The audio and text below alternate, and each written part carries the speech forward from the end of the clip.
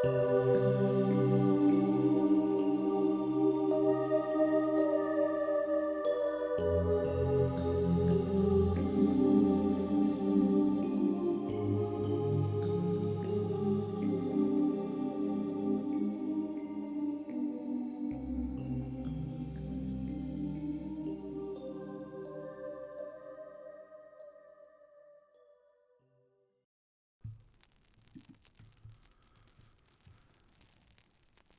Ballad of Semerwater by William Watson.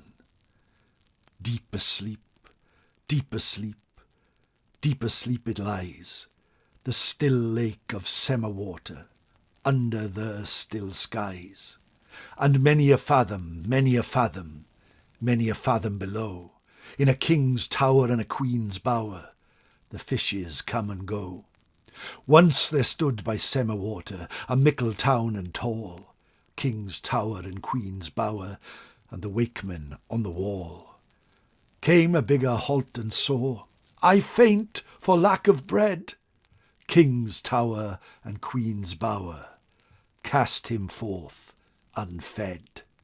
He knocked the door of Ella's cot in the dale. They gave him of their oatcake, they gave him of their ale.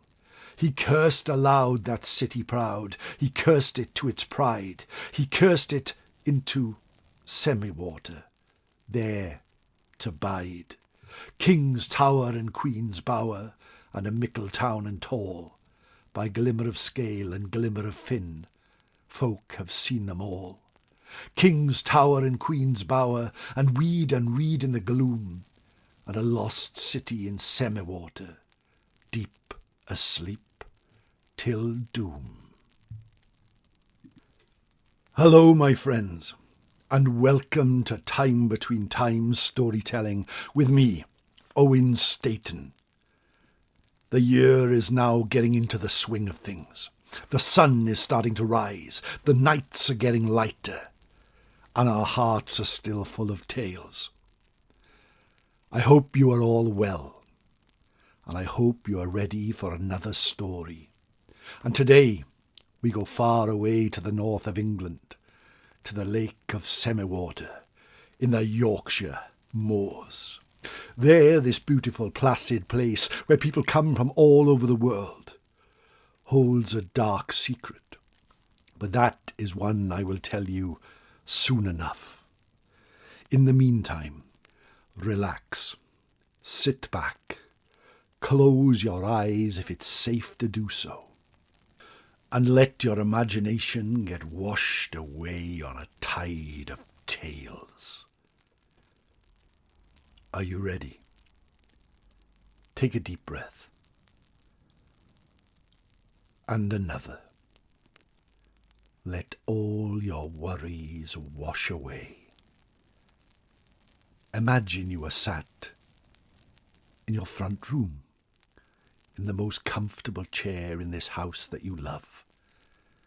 The night is starting to fall, the moon is starting to rise. But sitting here for the rest of the evening is not on our agenda. You get up, you put on your coat. The nights have been bitter cold, but you know you will be warm, because where you are going is a place that you love. You open your front door and the wind bites at your face. You can feel it tapping on your cheeks like Jack Frost's fingers. You lock your door and make your way down to the road. And there you turn right and walk towards the forest. The stars are starting to sparkle in the sky. The moon is starting to shine. The sun is starting to fade. And as you reach the forest, you see it like a dark wall of trees in front of you. You look over your shoulder and see the bright lights of your village, your town. You take another breath and step into the woods. The leaves start to crunch under your feet as you take the twisting, winding path through the woodland. There you come across the old mossy tower. It has stood there for centuries. Many people have lived there, many tales are told. But today we pass it and come to the babbling brook. There you see little bits of ice floating on the water. It has recently been frozen, but not any more, and is starting to flow, to be alive once more. You step over the water, and there you see it in front of you. The clearing at the heart of the forest. And they have gathered, your friends, on this night, this evening, this time, for tales traditionally told. You hug and greet your friends before sitting at the fire pit. The fire is strong tonight. The warmth is like a blanket, and you stare into the shapes that are formed.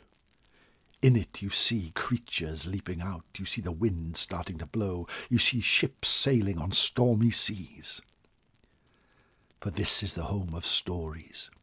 This is the time between times, the time when it's neither night nor day, but the sun has gone and the sky is grey, the time when the veil between our world and the fairy world grows wafer thin. So thin that for a few moments, and just a few moments, we can reach into their realm, and for a few moments they can reach into ours. You see, now is the time that people see lights in the sky.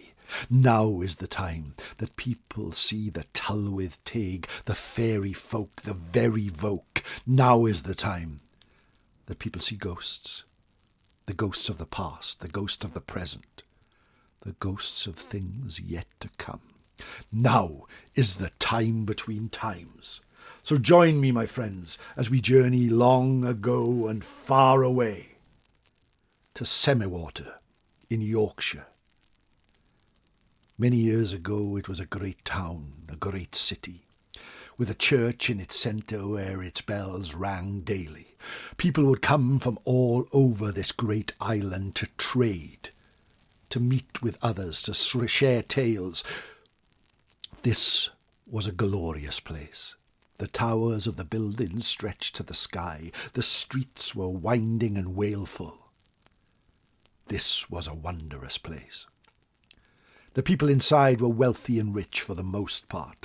All around the outskirts of this great city were filled with wondrous houses, where trading families from all around would meet.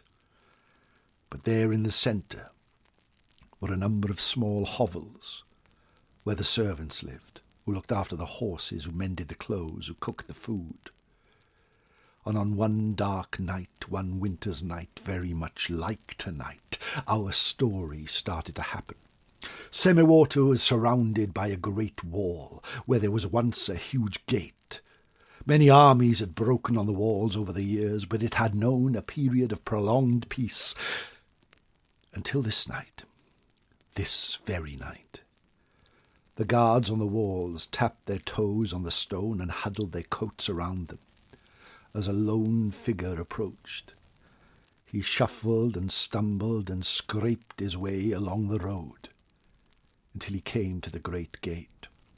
"Who goes there? And what do you want?" called the guards from high atop the towers. "I am but a beggar, and I seek shelter and food, and a little drink if you have it." "Begone, beggar! Begone, someone who would take from us. You have no place in this great city," they called. The beggar looked up at the walls and sat down, huddled with his cloak around him. He would have been that way all night and maybe died in the frost that followed. But at midnight, just as the church bells struck 12, a rider came riding along and the gate was opened and the beggar slipped inside. As he walked down the near-deserted streets, a number of people fell out of one of the numerous taverns that were in Semerwater, and they saw him making his way slowly towards the centre of the town. And they started to throw stones at him, throw bottles at him, throw rotten food at him. He fell to the ground, and they made their way around him and started to kick him until he left. He was just lying there in the road, blood coming from his nose. After a while, with a coat of dew and frost upon him. He rose again and started to make his way further into the town until he came to the church. The doors were locked, but using what little strength he had left, he hammered on them. A priest opened the door and looked at him. "There is no place for someone like you in here tonight, I'm sorry." And with that, they closed the door once more. The beggar staggered off as the night grew even darker. The far edges of the town you could just see light starting to break over the horizon. It would soon be the time between times, but still he went walking, till he came to the poor part, and the hovels in the middle. He fell to his knees as he reached a well, and tried to reach inside for water. In the window of one of the houses a young woman saw him, and came outside and helped him to his feet. "Can I help you, sir?" "I just wish something to eat. I just wish something to drink. And I just wish some shelter." She took a breath and looked at him and looked back at her house. Her husband was now in the doorway. "We have only an oatcake, which we would both share this morning, but you are welcome to it. We have small embers in our fire, but you are welcome to sit by it. We have half a cup of ale, and you are welcome to drink from it."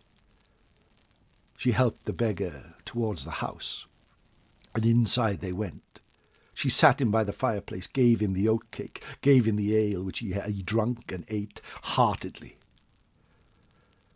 And then he turned to her, and a miracle happened. He arose from the chair and pulled off his cloak, and the room was filled with light. Both the man and the woman covered their eyes, for they had never seen something so bright. They turned to look at the beggar, but he was no longer there. Standing in the room with them was a man with a golden hair. They looked into the eyes of an angel, who smiled and offered them hope. He hugged them to his chest and blessed them completely. Then he left through the front door. They felt so warm and true with what they had done, and the angel walked to the centre of Semerwater and stood on a small mound near to where their house was. The dawn was now rising, and people were coming out of their houses. When he spoke, in a voice as loud as thunder that carried over the hills for miles, "Semerwater rise, Semerwater sink, and swallow this whole town, all save this house where they gave me food and drink." And with that the angel unfurled his coat, and great wings appeared on his back, shining as bright as the morning sun, which was now starting to rise. The people of Semerwater had gathered and saw, to their horror, that over the mountains came a great tide of water, which surrounded and swallowed the town as if it was nothing. All the buildings were washed away, the church, everything, sundered and swamped by the water that rose and rose and rose, until by the time the sun was strong in the sky, only the old hovel and the poor people remained, sitting there next to their house, surrounded by water, but their pockets filled with gold. A small boat bobbed on the water next to them, offering them salvation. And that is what they took, and that is what they did, for they were now the richest people in Yorkshire. The angel flew into the sky, and where he went a bright star now shone, and still shines to this day. Semerwater is now a silent, serene lake that people come for miles around to do water sports or fish or even swim. But it is said that on quiet nights, when nothing can be heard but the sound of silence, the church bells still ring under the water. A ghostly echo of a treacherous past, where an angel came from heaven above and was refused help and hospitality by the people of Semerwater. Now gone under the water, forgotten by all except us, who have sat together at the time between times, a time it's neither night nor day, but the sun has gone and the sky is grey, to listen to this tale traditionally told by me at the fire pit at the heart of the forest tonight. I thank you so much for joining us. I thank you so much for being here and listening to me tell this tale. To know that you are out there listening to these tales makes everything worthwhile.